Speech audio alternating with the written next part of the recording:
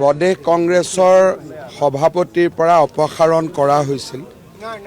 সেইদিনাখনেই মই কৈছিলোঁ যে সাধাৰণ ঘৰৰ ল'ৰা কংগ্ৰেছ দলত নেতৃত্ব ল'ব নোৱাৰে আৰু থাকিব নোৱাৰে।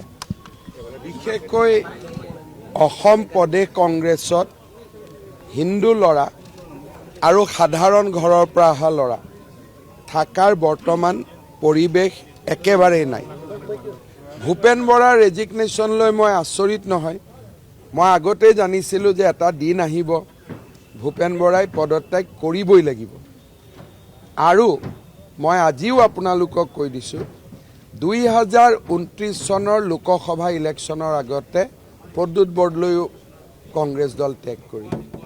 যেতিয়া মই আপোনালোকক কৈছিলোঁ 26ৰ বিধানসভাৰ আগতে ভূপেন বৰাই দল ত্যাগ কৰিব, মোক বিশ্বাস আপোনালোকে কৰিব টান পাইছিলে।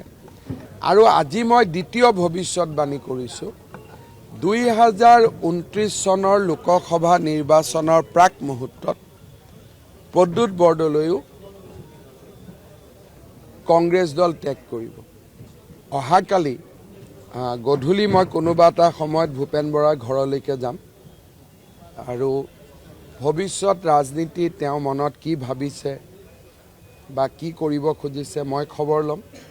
ভূপেন বৰাৰ কাৰণে বিজেপি দলৰ দুৱাৰো খোলা ৰাখিছোঁ আৰু বিজেপি দলৰ পৰা ভূপেন বৰা ডাঙৰীয়াক বিধায়ক কৰাৰো আমি চেষ্টা কৰিম। কাৰণ সৰ্বসাধাৰণ পৰিয়ালৰ সন্তানক কংগ্ৰেছে স্বীকৃতি নিদিয়ে। মুক্ত অসমৰ বিজেপিয়ে মুখ্যমন্ত্ৰী পাতিছে। গতিকে আমি সদায় ব্লু ব্লাডৰ যিটো ৰাজনীতি তাৰ আমি বিপৰীত পক্ষত থাকোঁ।